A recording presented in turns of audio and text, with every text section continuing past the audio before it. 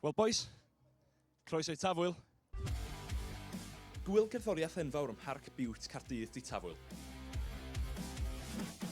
Enw fi di Sîon, a dwi yma i rando'r miwsig da a ffendio allan mwy am bobl Tafwyl. Tafwyl, mae fe'n gret bod edrych reit yng nghanol y ddinas a bod gymaint o bobl yn enwedig dysgwyr yn gallu dod hefyd. Mae Tafwyl yn un o hoff wyliau fi chwarae fo. Ond yna rhywbeth am y crowd heddiw, mae'n teimlo'n rili cynnes, to? Though it's a Welsh-speaking program, but we enjoyed. We came here for the spirit of this festival and we are enjoying it.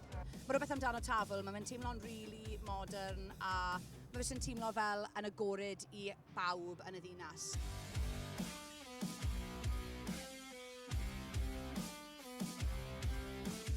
Mae dod o lot o bobl at ei gili, teuluoedd, o bob oedran, mae pawb yn cael amser i fwynhau. Mae pob fath o canu, mae pob fath o weithgareddau i bawb yma.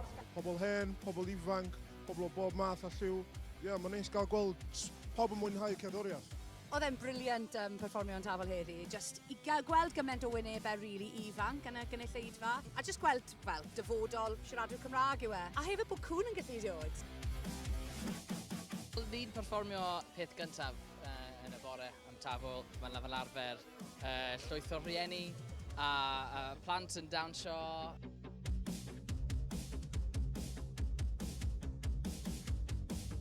Ie, dwi yn mynd i bob steddfod yn gallu a bob Tafwyl yn gallu. Mae'n jyst yn neis gallu gweld diwylliant, culture a cerddoriaeth da. Mae'n bwysig iawn siarad am cenhedlaeth a hiraeth ni am Cymru.